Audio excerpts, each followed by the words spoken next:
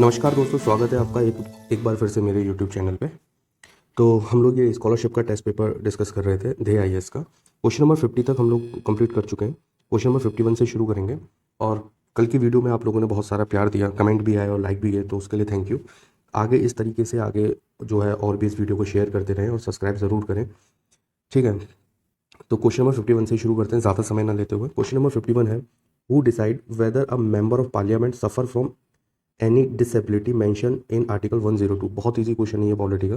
तो आर्टिकल 102 के जो parliament suffer from any disability जो है बेसिकली डिसक्वालिफिकेशन, कौन डिसाइड करता है इसको? Lok Sabha speaker, Rajya Sabha chairman, election commission और प्रेसिडेंट। तो कौन डिसाइड करता है इसको? प्रेसिडेंट डिसाइड करता है, यानी option number D is the correct answer. Let's see question number 52। On which one of the following grounds the state can not impose restriction on religious freedom by law? किसके ऊपर नहीं कर सकता? ठीक है, public order, health, human dignity और morality. तो इसका करेक्ट आंसर क्या हो जाएगा? इसका करेक्ट आंसर हो जाएगा option number C, human dignity. एक चीज़ याद रखो, the right to religious freedom is a fundamental right, ठीक है, अंडर आर्टिकल 25। ठीक है, तो क्या बोल रहा है? बोल रहा है कि जो right to right to religious freedom जो है वो क्या है? वो फंडामेंटल राइट है, फंडामेंटल राइट है अंडर आर्टिकल 25। ठीक है, ये क्लियर है। चलिए नेक्स्ट देखते हैं। Let's see question number 53।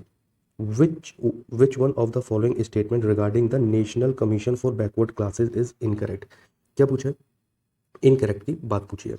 पूछा कि national commission for backward classes का के लिए कौन सा स्टेटमेंट जो है इनकरेक्ट है? ठीक है, it consist of chairman, vice chairman and the 3 other members, this is correct. It is a statutory body, this is wrong. Their condition of a service are determined by a president, this is also correct. Correct. So option number, तो correct answer क्या होगा इसका? Correct answer हो जाएगा option number B, क्योंकि incorrect पूछा था। ठीक है, और ये जो है ना national commission backward classes, national commission of backward classes जो है ये एक स्टैच्यूटरी बॉडी हुआ करती थी। स्टैच्यूटरी बॉडी ये हुआ करती थी। कब होती थी? ये होती थी 1993 में। ठीक है, लेकिन फिर क्या हुआ? फिर 102 कॉन्स्टिट्यूशनल अमेंडमेंट हुआ, कॉन्स्टिट्यूशनल अमेंडमेंट हुआ 2018 में, जिसके तहत ये एक कॉन्स्टिट्यूशनल स्टेटस इसको मिल जाता है, कॉन्स्टिट्यूशनल स्टेटस इसको मिल गया। और आर्टिकल कौन सा ऐड हो गया? आर्टिकल हो गया 338B। ठीक है, तो ये क्लियर है। बस ये 102 कॉन्स्टिट्यूशनल अमेंडमेंट है, किससे रिलेटेड है, कौन से आर्टिकल से रिलेटेड है, ये सब आपको याद रखना है। ठीक है, ये क्लियर है। 53 क्लियर है। Let's see question number 54। Question number 54 देखते हैं। The joint state public service commission is constituted by, बहुत इजी क्वेश्चन है, the president, the state legislature, the parliament और नन ऑफ द अबव। तो joint state public service commission को कौन जो है कौन कॉन्स्टिट्यूट करता है? Parliament. The joint state public service commission is constituted by parliament. So option number C is the correct answer. Let's see question number 55। The function of SEBI, the function of SEBI क्या होता है?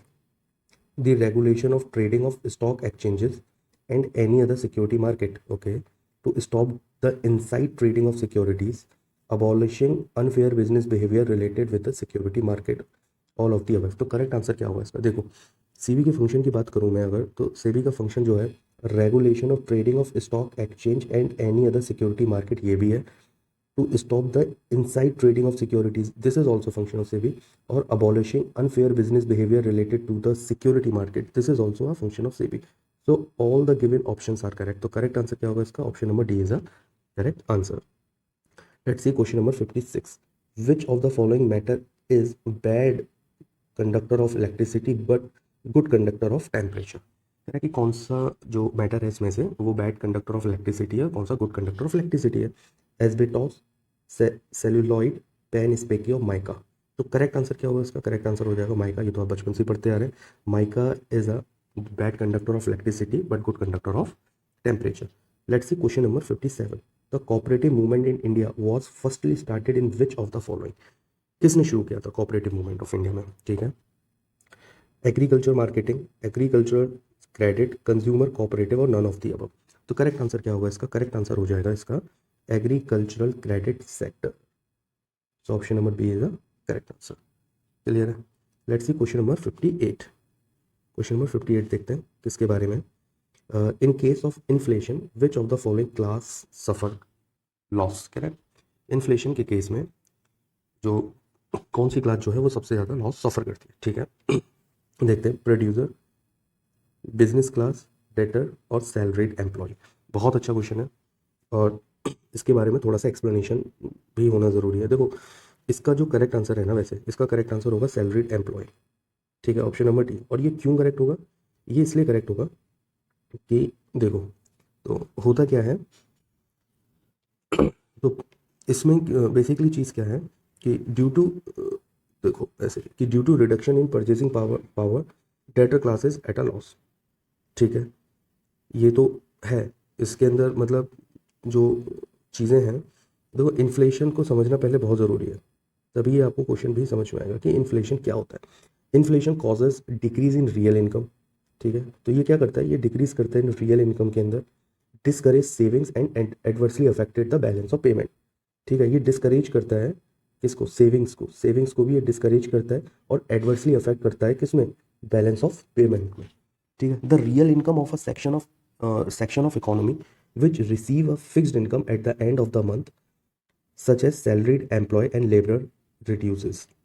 समझ में आया कि जो रियल इनकम है किसी भी सेक्शन ऑफ द इकोनॉमी, किसी से सेक्शन ऑफ द इकोनॉमी की, ठीक है, जो fixed income at the end of month होता है ना, कि जो सरकारी कर्मचारी हैं उनकी 30 तारीख या 1 तारीख को तनख्वाह आती है। ठीक है, तो ज़्यादातर वो सैलरीड एम्प्लॉयज़ होते हैं, सरकारी कर्मचारी नहीं, मतलब सैलरीड एम्प्लॉयड होते हैं और लेबरर्स होते हैं, वो रिड्यूस हो जाते हैं। तो वो उसकी वजह से क्या होता है कि जो क्लास सफ़र होती है, मतलब इन्फ्लेशन की वजह से वो सैलरीड एम्प्लॉयड क्लास सबसे ज़्यादा सफ़र होती है। क्लियर है यहाँ तक? Let's see question number 59। The objective of monetary policy is stability and exchange rate, employment generation, growth and price stability. Objective of monetary policy पूछा है। ठीक है, तो एक चीज़ समझो, जो मॉनेटरी पॉलिसी है, ये टॉपिक अपने आप में बहुत इंपॉर्टेंट है, यूपीएससी से कई बार क्वेश्चन भी फ्रेम कर चुका है। ठीक है, मॉनेटरी पॉलिसीज इसको डिटरमाइन कौन करता है? Monetary policies determined and operated by the RBI. कौन करता है? आरबीआई करता है। ठीक है, ये क्लियर है यहाँ तक? For this RBI uses tools, और इसके लिए आरबीआई क्या यूज़ करता है? कुछ टूल्स का यूज़ करता है। अच्छा, ये जो टूल्स है ना, ये खुद अपने आप में एग्जाम में आ जाते हैं। ठीक है, जैसे कि रेपो रेट का यूज़ करेगा, या फिर किसका यूज़ करेगा? स्टैंडिंग डिपॉजिट फैसिलिटी रेट जिस, ठीक है, या फिर किसका यूज़ करेगा रिवर्स रेपो रेट, या यूज़ करेगा bank rate, cash reserve ratio, और एक बहुत इंपॉर्टेंट है स्टैचुरी लिक्विडिटी रेशो। ठीक है, तो ये समझ में आ गया कि जो मॉनेटरी पॉलिसी है उसको determined and operated by RBI, इसके लिए वो एक टूल का यूज़ करता है जो हमने देख लिए, सारे टूल्स हैं। अब इस क्वेश्चन को समझना बहुत आसान हो गया। ठीक है, और ये किस लिए इस्तेमाल करी जाती है अब देख लो आप। The objective of monetary policy stability and exchange rate, बिल्कुल सही है। एम्प्लॉयमेंट जनरेशन के लिए भी यूज़ होता है, बिल्कुल सही बात है। ग्रोथ एंड प्राइस स्टेबिलिटी के लिए भी यूज़ होती है, ये भी सही है। ऑल ऑफ दी अबव, यानी क्वेश्चन नंबर 59 का आंसर डी हो जाएगा, क्योंकि इसमें all of the given options are correct. यहाँ तक क्लियर है? लेट्स सी क्वेश्चन नंबर 59 हो गया। Let's see question number 60। अच्छा, अभी मैं भी बिगनर ही हूँ, मैं भी चीज़ें सीख रहा हूँ, तो ऐसा नहीं है कि मैं बहुत ज़्यादा एक्सपर्ट हूँ। अगर मेरे से कहीं गलती होती है या फिर कोई चीज़ मैं ढंग से एक्सप्लेन नहीं कर पाता हूँ, या फिर मैं कहीं पे मतलब ढंग से चीज़ें क्लियर नहीं हो पा रही हैं आप लोगों को, तो आप मेरे को प्लीज़ कमेंट सेक्शन में बताएं, या फिर आपको कोई कुछ टॉपिक पढ़ना हो, किसी भी जीएस के किसी भी टॉपिक से रिलेटेड